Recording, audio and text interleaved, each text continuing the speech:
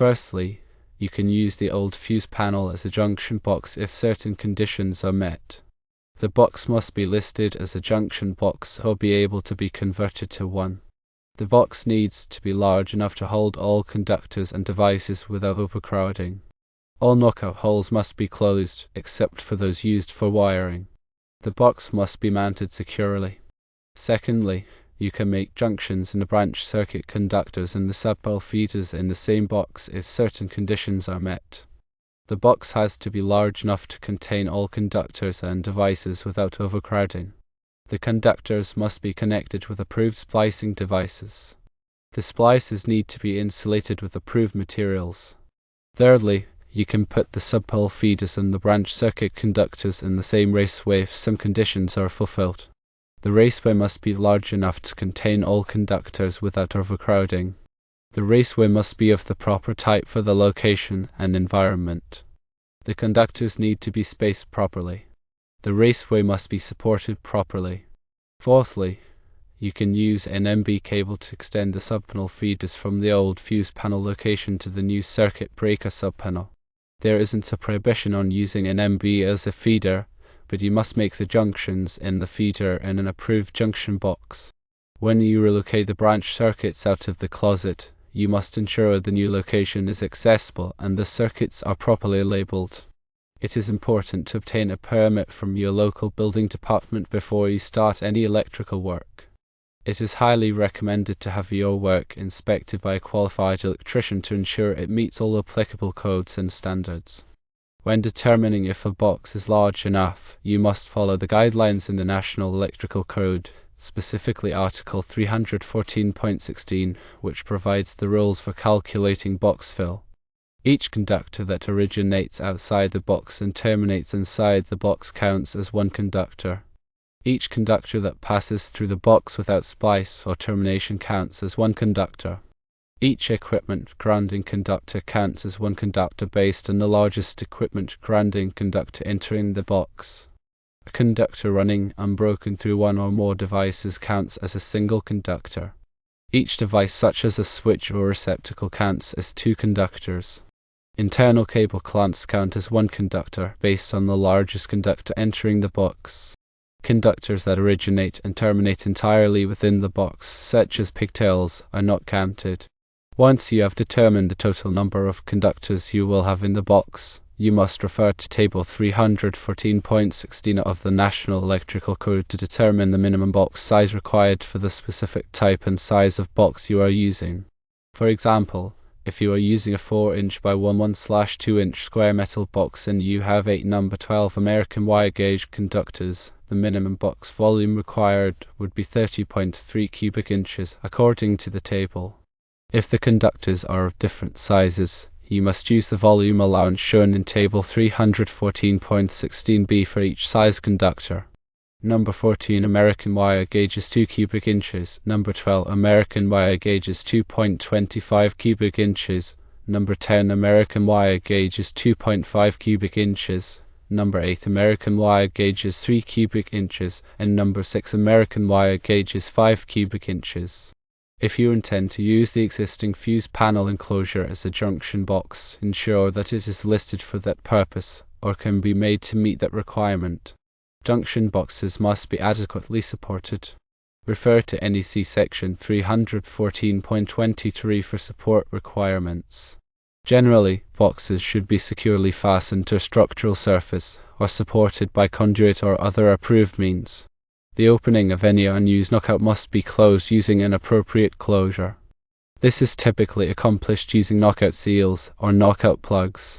These seals must be listed and identified for the purpose. This prevents accidental contact with energized conductors and limits the spread of fire. Conductors of different systems such as low voltage and high voltage are permitted in the same enclosure, but physical barriers must be installed to separate the different systems. Ensure all splices are made inside the box, and that all wire connections are electrically sound and mechanically secure. All splices must be made with connectors that are listed for the purpose. This could include twist-on wire connectors, set screw connectors, or crimp connectors. All conductors must be rated for the application. Verify the temperature rating of conductors is suitable for the location and that the voltage rating is sufficient for the system voltage. When running conductors and conduit, it is important to adhere to full limitations as specified in Chapter 9, Note 9 and Annex C of the National Electrical Code. These tables indicate the maximum number of conductors permitted in a conduit based on the conduit size, and conductor insulation type.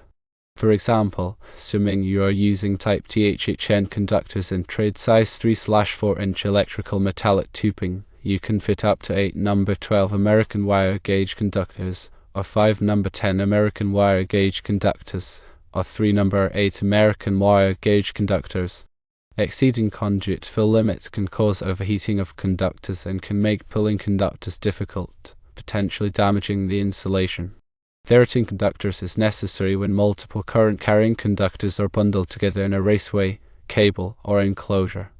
This is to account for the increased ambient temperature due to the heat generated by the conductors. NEC Table 310.15 Cone provides adjustment factors for the ampacity of conductors based on the number of current-carrying conductors in a raceway or cable. For example, if you have 4 to 6 current-carrying conductors in a raceway, you must derate the ampacity of each conductor to 80% of its original ampacity. If you have 7 to 9 current-carrying conductors, you must derate to 70%. The derated ampacity must be equal to or greater than the non-continuous load plus 125% of the continuous load. Ambient temperature correction is required when conductors are installed in areas with ambient temperatures higher than 30 degrees Celsius or 86 degrees Fahrenheit. NEC Table 310.15 Bohm provides correction factors for conductor ampacity based on ambient temperature. These correction factors are dependent on the conductor insulation type. For example, if you have a THHN conductor with an ampacity of 30 amps at 30 degrees Celsius and the ambient temperature is 40 degrees Celsius, the correction factor would be 0.88. Therefore, the corrected ampacity of the conductor would be 30 amps multiplied by 0.88, which is 26.4 amps.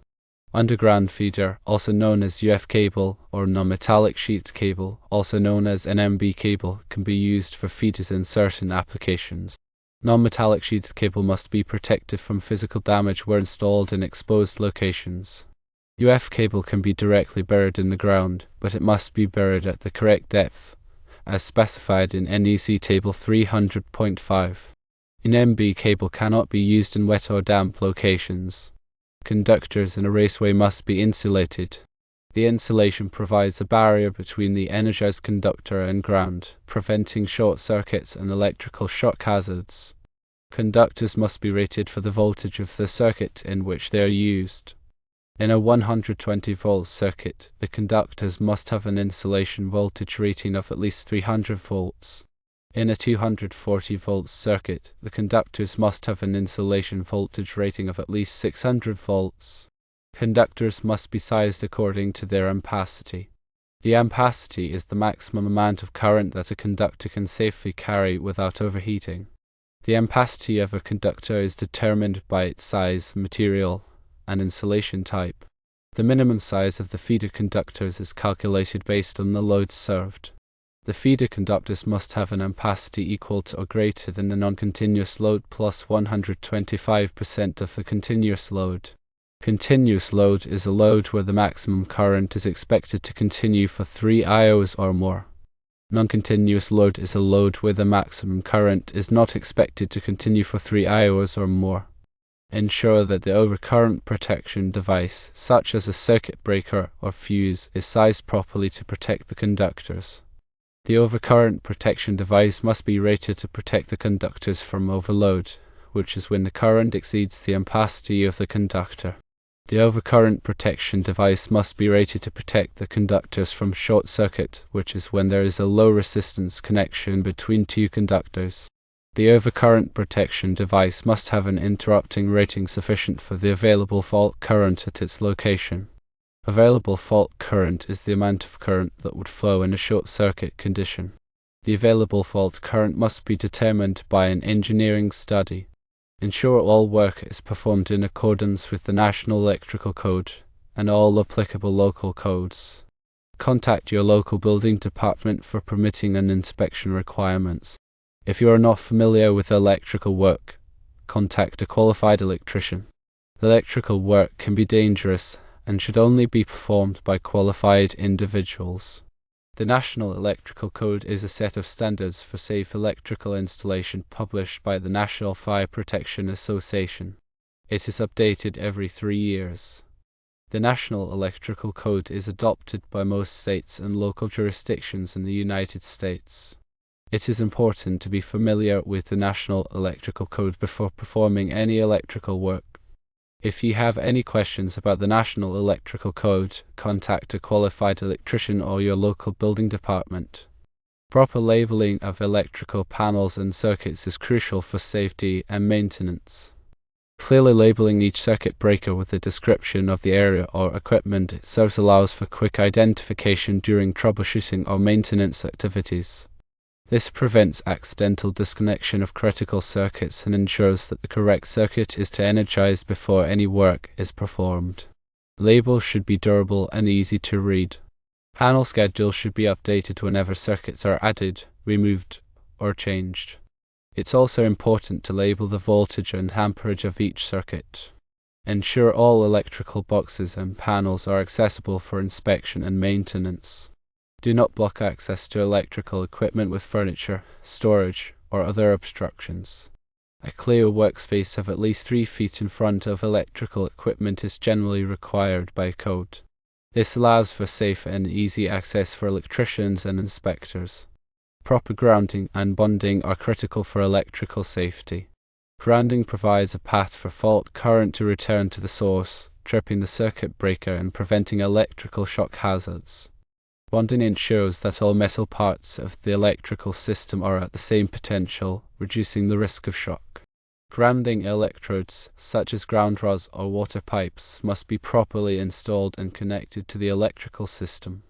Bonding jumpers should be used to connect metal enclosures, conduit, and other metal parts of the system. When working with electrical systems, always use appropriate personal protective equipment. This includes safety glasses, insulated gloves, and appropriate clothing. Wear rubber-soled shoes to provide insulation from ground.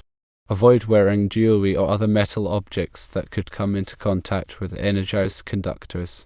Before working on any electrical circuit, verify that the power is off. Use a voltage tester to confirm that the circuit is energized. Test the voltage tester on a known live circuit before and after testing the circuit you plan to work on to ensure that the tester is functioning properly. Lockout-tagout procedures should be followed to prevent accidental re-energization of the circuit while you are working on it.